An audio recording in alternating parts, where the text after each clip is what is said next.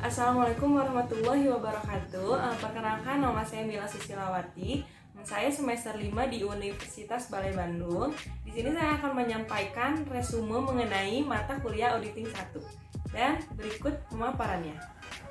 Yang pertama, mengenai perencanaan audit dan prosedur analitis. Alasan untuk melakukan perencanaan yaitu satu, untuk memungkinkan auditor memperoleh bahan bukti kompeten yang cukup untuk kondisi yang ada. Yang kedua, membantu menjaga biaya audit tetap wajar. Yang ketiga, untuk menghindari kesalahpahaman dengan kliennya. Perencanaan audit dan perancangan pendekatan audit. Menerima klien dan melakukan perencanaan audit awal, menilai risiko bisnis klien, dan melaksanakan prosedur analitis pendahuluan. Prosedur analitis awal dilakukan agar auditor dapat memahami dengan lebih baik bisnis klien. Prosedur yang dapat digunakan adalah dengan membandingkan rasio-rasio klien dengan industri atau kompetitor. Jenis-jenis prosedur analitis: 1. Membandingkan klien dan data industri. 2. Membandingkan data klien dengan data yang sama pada tahun sebelumnya. Yang ketiga, membandingkan data klien dengan hasil. Yang keempat, ekspektasi klien, membandingkan data klien dengan hasil ekspektasi auditor. Dan yang terakhir adalah membandingkan data klien dengan ekspektasi hasil menggunakan data non-keuangan. Selanjutnya, mengenai materialitas dan risiko. Besarnya nilai yang dihilangkan atau salah saja informasi akuntansi yang dilihat dari keadaan yang melingkupinya dapat mengakibatkan perubahan atas atau perubahan terhadap pertimbangan orang yang meletakkan kepercayaan terhadap informasi tersebut karena adanya penghilangan atau salah saja itu. Lalu, mengapa konsep materialitas penting dalam audit laporan keuangan? Yaitu karena auditor tidak bisa memberikan jaminan bagi siapapun bahwa laporan keuangan audit adalah akurat. Nah, selanjutnya ada pertimbangan materialitas. Yang pertama ada pertimbangan kualitatif, seperti kemungkinan terjadinya pembayaran yang melanggar hukum atau kemungkinan terjadinya kecurangan. Selanjutnya ada syarat yang tercantum di perjanjian kredit dari bank, adanya gangguan dalam tren laba, atau sikap manajemen terhadap integritas laporan keuangan. Risiko audit. Risiko audit adalah risiko yang terjadi dalam hal auditor tanpa disadari atau tanpa tidak dimodifikasi pendapatannya sebagaimana mestinya atas suatu laporan keuangan yang mengandung salah saji material. Semakin pasti auditor dalam menyatakan pendapatannya, maka semakin rendah risiko audit yang auditornya bersedia untuk menanggungnya. Jika diinginkan tingkat kepastian 99%, risiko audit yang auditor bersedia untuk menanggungnya adalah hanya 1%. Unsur risiko audit. Satu, ada risiko bawaan, yaitu kerentanan suatu saldo akun atau golongan transaksi terhadap suatu salah saji material dengan asumsi bahwa tidak terdapat kebijakan dan prosedur pengendalian intern yang terkait. Kedua, risiko pengendalian, yaitu risiko terjadinya salah saji material dalam suatu asersi yang tidak dapat dicegah atau dideteksi secara tepat waktu oleh pengendalian intern entitas.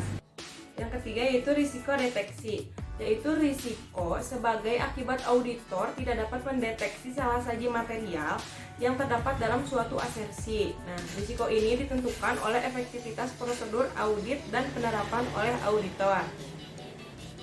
Lalu, bab mengenai audit atas pengendalian intern menurut Section 404 dan risiko pengendalian.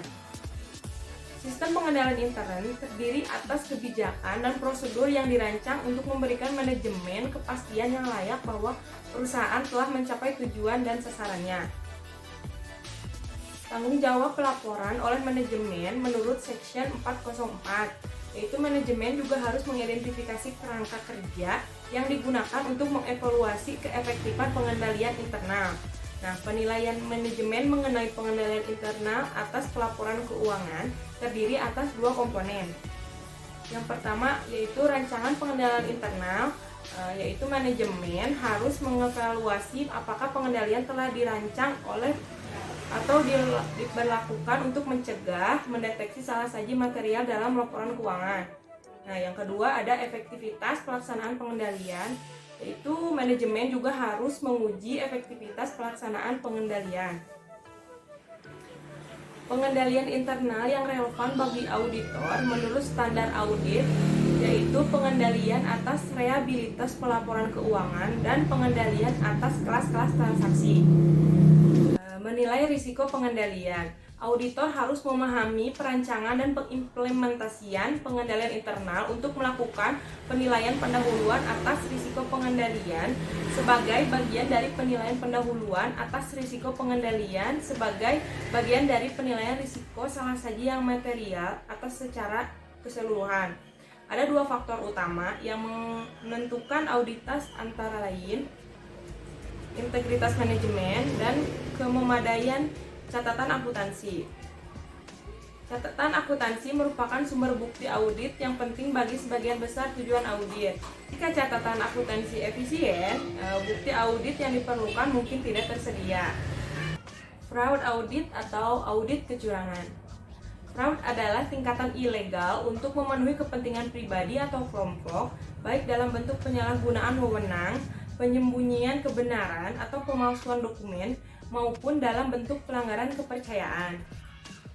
Untuk perencanaan audit fraud, pertanyaan-pertanyaan berikut dapat digunakan sebagai bahan acuan. Risiko kecurangan seperti apa yang perlu dimonitor oleh internal auditor secara periodik? Pertanyaan kedua yaitu seperti kompetensi apa yang diperlukan oleh internal auditor untuk melakukan audit atas kecurangan? Atau pertanyaan yang ketiga seperti bagaimana prosedur audit yang tepat untuk mencegah, mendeteksi, dan menginvestigasi fraud, dan sebagainya. Fraud dalam laporan keuangan. Kecurangan dapat dilakukan melalui laporan keuangan dengan cara-cara sebagai berikut.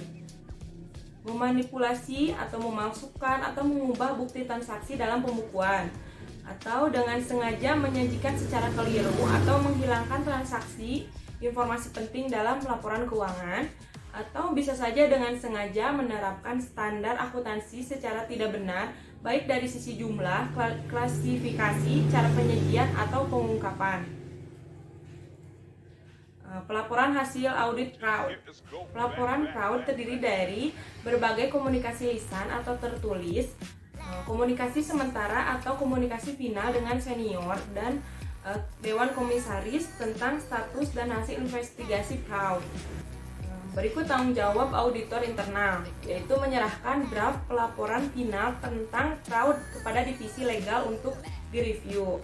Yang kedua, segera melaporkan kepada senior atau manajemen Dewan Komisaris pada saat telah dapat disajikan terjadi fraud atau penurunan kepercayaan yang signifikan. Yang ketiga, senior manajemen dan Dewan Komisaris harus diberi laporan jika berdasarkan hasil investigasi ternyata fraud telah berlangsung lama dan berdampak signifikan terhadap laporan keuangan tahun-tahun sebelumnya. Laporan juga tertulis atau komunikasi formal yang lain harus dikeluarkan pada tahap kesimpulan hasil investigasi.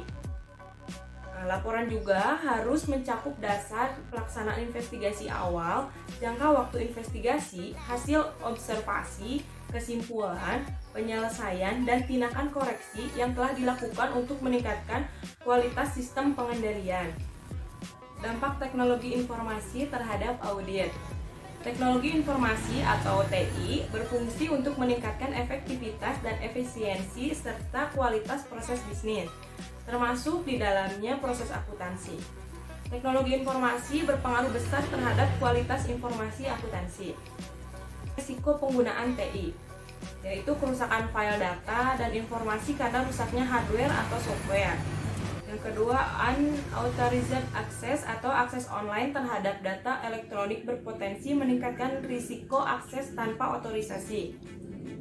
Yang ketiga ada reduced human involvement atau penurunan keterlibatan manusia dalam kebanyakan sistem TI. Karyawan yang berhubungan dengan pemrosesan transaksi tidak bisa melihat hasil akhir dari proses yang dilakukannya, sehingga mereka tidak ada mengidentifikasi kesalahan proses yang terjadi. Bab terakhir yaitu mengenai rencana dan program audit secara keseluruhan. Dalam mengembangkan keseluruhan rencana audit, auditor menggunakan 5 jenis pengujian yang dapat dilakukan untuk menentukan apakah laporan tersebut telah disajikan atau bisa disajikan dengan wajar. Pengujian tersebut meliputi 1. Prosedur penilaian risiko, 2. Pengujian pengendalian, 3. Pengujian substantif atas transaksi, yang keempat prosedur analitis, yang kelima pengujian rincian atas saldo, dan yang terakhir adalah ikhtisar jenis-jenis pengujian. Ada juga di sini ikhtisar proses audit. Fase pertama yaitu merencanakan dan merancang pendekatan audit, seperti menerima klien dan melaksanakan perencanaan awal, melaksanakan prosedur analitis pendahuluan, mengembangkan rencana audit dan program audit secara keseluruhan. Fase kedua yaitu melaksanakan pengujian pengendalian dan pengujian substantif atas transaksi, dengan cara melakukan pengujian pengendalian untuk memperoleh bukti untuk mendukung pengendalian khusus yang berkontribusi pada penilaian risiko pengendalian. Yang kedua juga bisa melakukan pengujian substantif atas transaksi untuk memperoleh bukti untuk mendukung ketepatan moneter transaksi. Selanjutnya ada fase ketiga yaitu melaksanakan prosedur analitis dan pengujian rincian saldo. Tujuan dari fase ketiga ini adalah untuk memperoleh bukti tambahan yang mencakup guna menentukan apakah saldo akhir dan catatan kaki atas laporan keuangan telah dinyatakan secara wajar. Dan yang terakhir ada fase keempat yaitu untuk menyelesaikan audit dan mengeluarkan laporan audit. Prosedur yang dilaksanakan auditor untuk mendukung 4 tujuan audit yang berkaitan dengan transaksi dan yang berkaitan dengan saldo, yaitu pengumpulan bukti akhir, mengeluarkan laporan audit, jenis laporan yang akan dikeluarkan tergantung pada bukti yang dikumpulkan dan temuan audit. Yang terakhir, berkomunikasi dengan komite audit dan manajemen. Auditor diwajibkan untuk mengkomunikasikan defisiensi yang signifikan dalam pengendalian internal kepada komite audit atau manajemen seniornya. Cukup sekian yang dapat saya sampaikan. Lebih dan kurangnya mohon dimaafkan. Terima kasih juga yang sudah menonton. Pokoknya semoga dapat dipahami dan tetap semangat belajar. Assalamualaikum warahmatullahi wabarakatuh.